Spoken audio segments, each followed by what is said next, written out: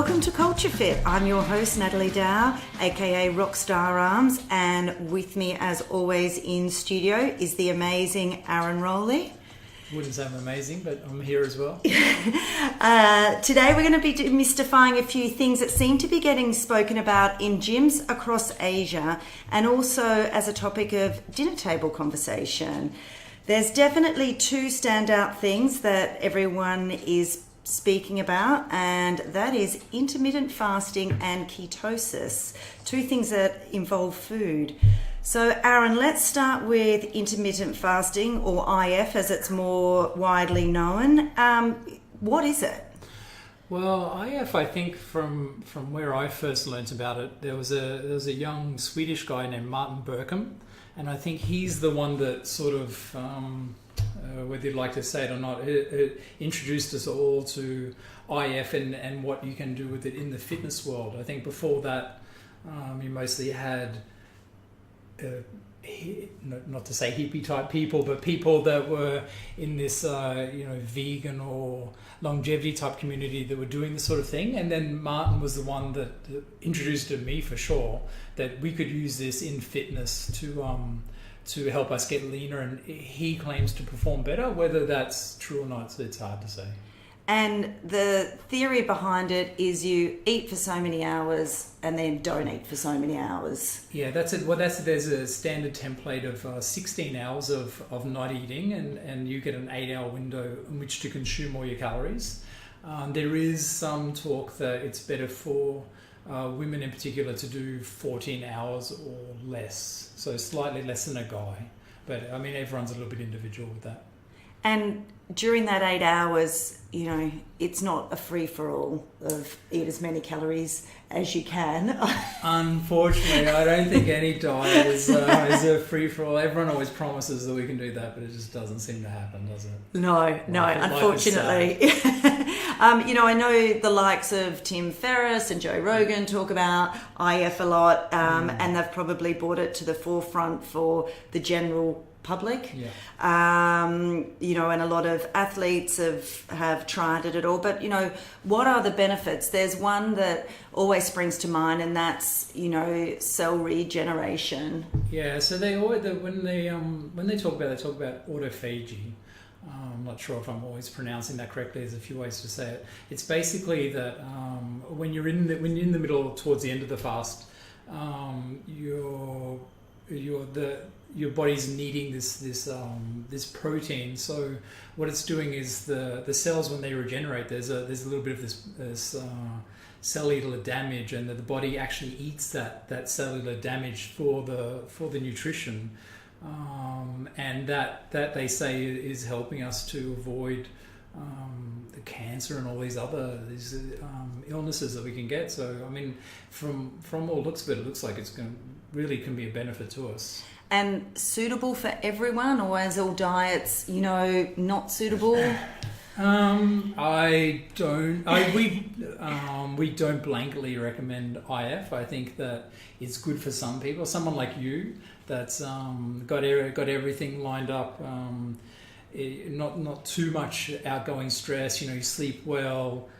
You train within your limits. I mean, you're training obviously more than the rest of us, but. So if someone like you, the IF works really well. Someone that's working too many hours, they've got a little bit of stress at home, maybe they're not quite eating properly, IF might be an extra stress on top of that, and it could backfire and just really destroy the person.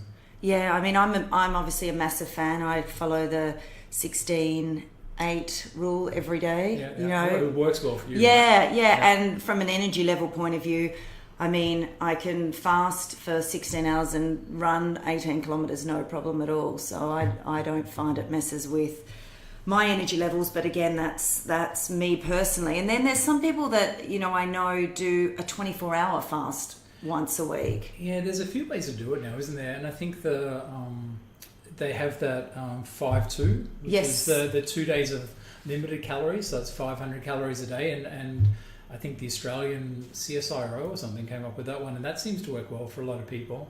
Or then, you have the once a week fast, or the IF would be the main ones. Some people still do the longer fasts, and I think that every now and again it probably is healthy for your body.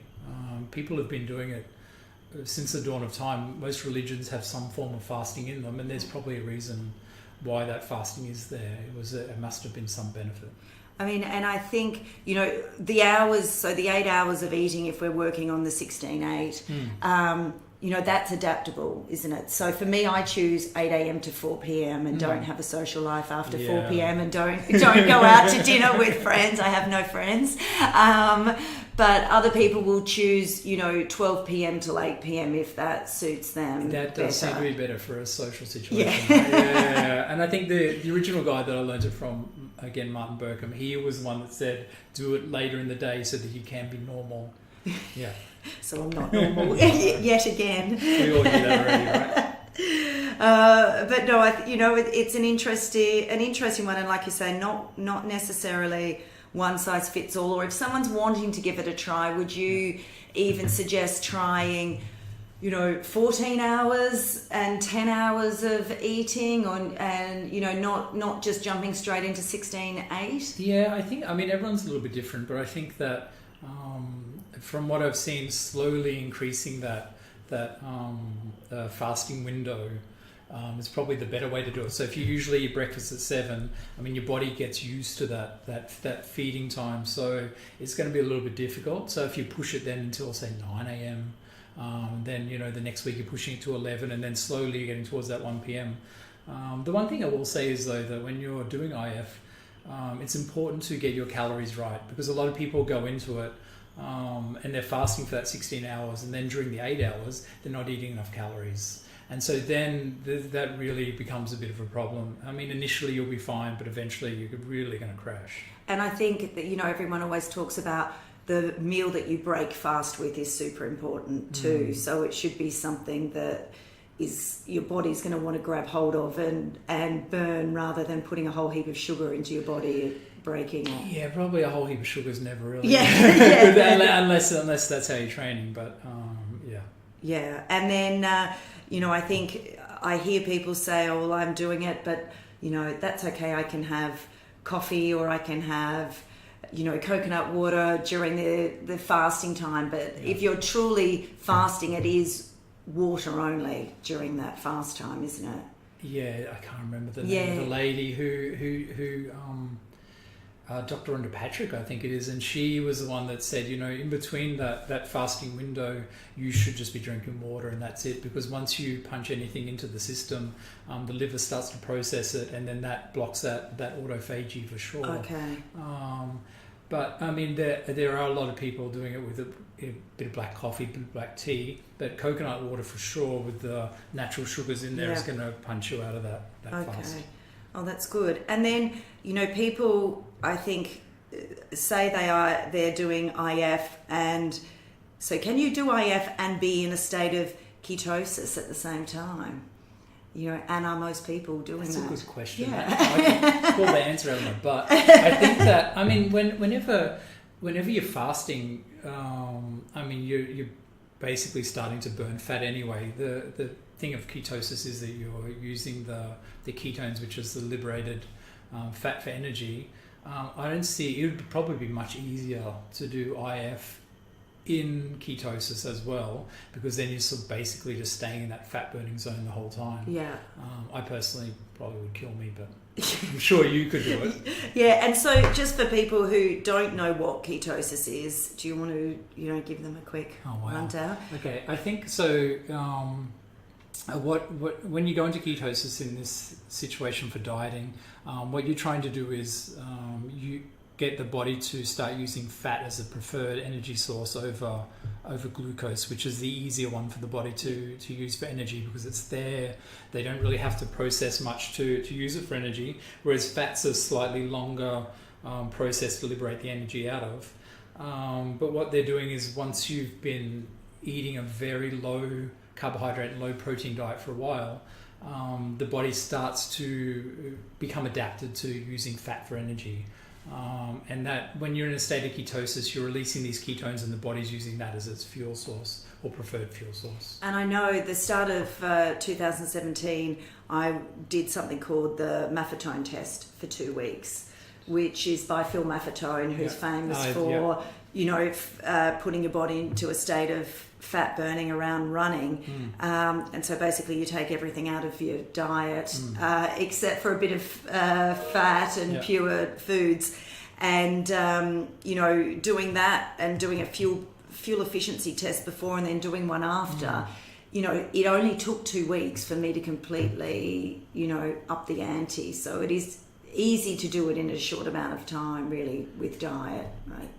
I mean, it's easy for some. Yeah. It's harder for others. I think, the one thing with IF and with these sort of things, I think with IF, what it taught us was that we didn't have to eat every 2 hours, right? Yeah. Because when fitness was 20 years ago, we all were carrying around Tupperware containers full of food. So IF liberated us from having to eat all the time. And then being in ketosis as well, I don't think you would feel much hunger. I think it's another liberating feeling. That's why, and also people are saying that they have this cognitive benefit as well. So, I mean, it's, I don't feel like I get a dip in the afternoon, when I'm doing it. So there's no low blood sugar or I choose coffee for that. That's you're allowed caffeine on all of this. Most importantly, I mean, and even with IF, people do it. They have they still have a glass of wine or whatever. If that's, it's not recommended, but you can still live your life. Yeah, I think everyone's a little bit different as well. Some people probably can have a glass of wine or a little bit of something, and then they don't actually pump out of ketosis, where other people everyone reacts a little bit differently to the food. Yeah, no, that's good. And any other, I think it feels like 2017's been a year of all these diets or eating plans coming back into fashion that were somewhat old and a blast from the past, and rejuvenating now as something new. What else have you seen out there over the last year with your clients? What are they doing? Yeah, I think, in Asia especially, I think IF is really, like you said at the beginning, I'm starting to see more and more people asking about it. They want to know how to do it properly. And there's still a lot of people that just don't understand it at all. They're like, fasting is going to be bad for me. I'm going to lose all this muscle. I don't think that from the client point of view, I've seen too many people want to get into ketosis or even really understand what it is. People are still just starting to get into paleo and gluten-free, I think. Yeah. And do you think, we're both into the unconventional medicine book at the moment, and, they talk about things like gluten in there, and that, it's actually not that bad, and we don't all have an allergy to it. It's just overuse and in different forms. So, do you think people overreact to things like gluten? I think that everyone's a little bit different, and that you should try and see what works best for you. I think the blanket.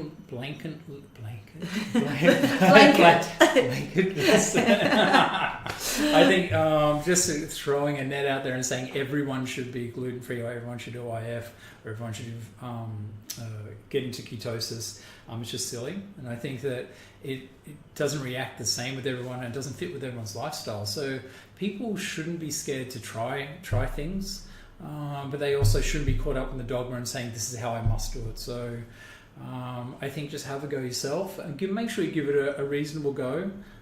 Make sure it's not so reasonable that you're disrupting your entire life or putting your partner off because you can't do anything in the evening except sit there and fast. It's not one size fits all, like anything. And it's, I think, back to living a healthy life, not eating processed stuff, and eating whole foods. Everyone should be avoiding processed food, I think. Cooking at home. Yes, being boring like I am. And then, other things we're seeing across Asia this week, which is really, really interesting. Fitness First and Celebrity Fitness merged earlier this year to become one of the largest fitness networks across Asia. And released on Bloomberg this week was that it's now Pure Group's turn to look to sell their majority shareholding, which is interesting. So that's their gyms, their yoga, their apparel, and their food. So how do you see big gyms across Asia surviving when, the likes of Pure's trying to get out of the market, and Fitness First and Celebrity are combining. California went under. It's an interesting time for fitness in Asia. Yeah, it is. And I think that, Fitness First already sold off most of the stuff in Europe, and I think only kept the UK as far as I can remember. And I think we're just starting to see now all these boutique gyms popping up in Asia. And I think that the boutique gyms, people can see the value in it now. I mean, if you go into one of these big box gyms, I think they're still just pushing for sales and pushing the trainers for sales, and there's not that just to generalize, not that quality there. Whereas people now can go to a boutique gym in Asia, the trainers are amazing, the prices are reasonable, and it's just generally it's a better environment. I think so. A lot of these gyms are going to start to struggle because they've had it so good for so long, they haven't got all their ducks in a row. And I think, the thing about boutique gyms, and it'll be interesting to see what happens with them over the next year or so, people are wanting community as well. So those the big gyms don't necessarily create that. They're great if you just want to get in, do your workout and walk out. But a lot of people now, fitness is their friendship circle, and that's where they're spending a lot of time. So these CrossFit We've boxes. got CrossFit to thank for yes, that. Really exactly. They were the ones that sort of started all this family fitness thing off, I think. And also I think it's not locking people into long-term, 1 or 2 year contracts. So most of them are month to month now, which lets people explore, lets them try different things. If it's not right for them, they can do something else, or if they want to specialise and go and do calisthenics for a month, they can do that without having to sign up for a year. Yeah, I think, the interesting thing, in Australia, I think that we had that big issue with people selling long-term memberships, gyms going bankrupt, people losing their money, so the government changed the laws there to make it so that it was a short-term sort of membership thing, which was better for the public, and then people couldn't run off with all the money. When I first came into Asia 20 years ago, I think the gyms were still selling those long-term memberships. And I think as the market is now maturing, whether they don't really have the government intervention, but they have, I think, just the pushback from people just saying, look, I don't want to have a 5-year membership. I don't want to be locked into this thing. So I think that the market's reacting to that. And I think that on top of that, with people saw that Asia was lucrative for fitness, and so we've had this saturation now of these boutique gyms. It's not like there's one or two in every corner. So people have a massive amount of choice, and I think what we're going to see now is that as the bigger box gyms close down, I think also the boutique gyms are also going to start to struggle if they haven't got everything worked out the way it should be financially. So it'll be interesting to see where the market goes in the next few years. Yeah, and I think even from you've got the in-person stuff, the boutique gyms, the larger gyms, but then you've got online fitness programs growing at a rapid rate as well. Yes, come and visit mine. I have mine.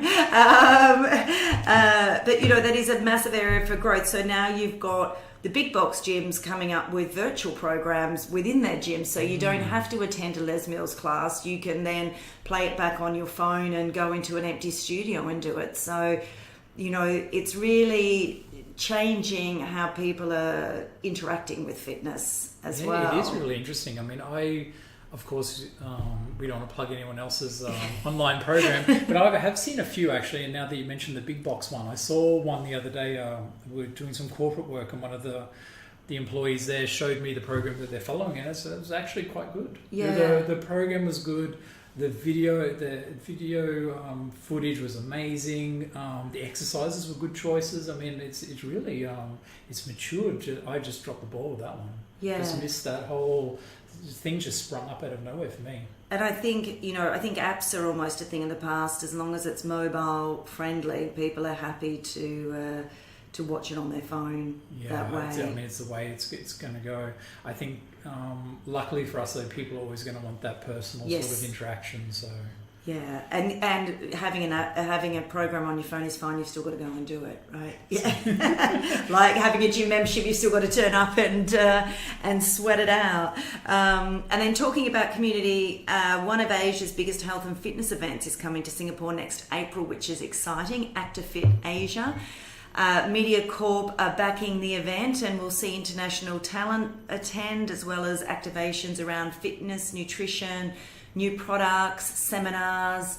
Thinking Australian fitness. Yeah, great. It's based on that, which is exciting, and I think a long time coming to Asia to bring together a huge amount of different things. So great for the public, right? Open to public, open to fitness professionals.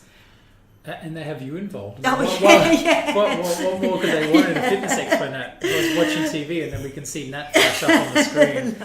Come see us at the expo. Yeah, but no, exciting stuff, right? I think the more, we're definitely seeing a growth, and we're seeing an interest from the general population attending these things and having a thirst for knowledge and new things around what's coming, and what's hot in the US, what's hot in Australia, and these markets that seem to be a year or so ahead of Asia. Yeah, well, I think that it's easy to say that the US and Australia are ahead of Asia, and I think that if you look at it, when you get to travel a bit, I'm lucky enough to get to travel a little bit as well. So when we do go to the US, to Australia, and to Europe, I always visit a gym, and then just to have a look at what's happening in the gyms. And it seems to me, when I look around, the quality of personal training seems to be better in Asia at the moment.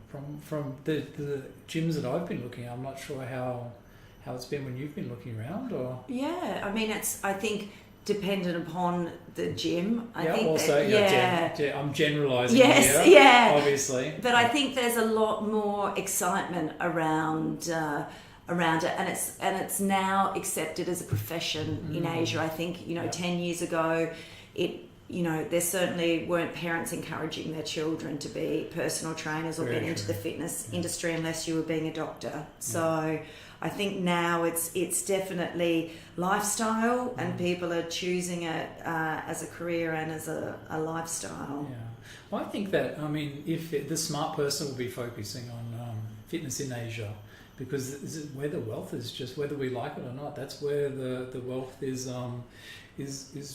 funneling into, and the people there, they're hungry for exercise. Like it's not a developed market, it's a maturing market, and people are just starting to want to embrace fitness. So the people that are there at the crest of that wave, they're really going to do well, I think. And I think you see even the likes 2 weeks ago with Spartan obstacle race, they had the largest children's race in the world held in Singapore. So, that's almost an oxymoron that, that it's happening here, but it's quite amazing that we're seeing this growth. Advantaged population, right? That parents are happy to pay $50 for their children to go and run around a 1 or a 2 kilometre obstacle course. So very, very interesting to see for race organisers coming into this part of the world what else they can do, because I think we're almost oversaturated.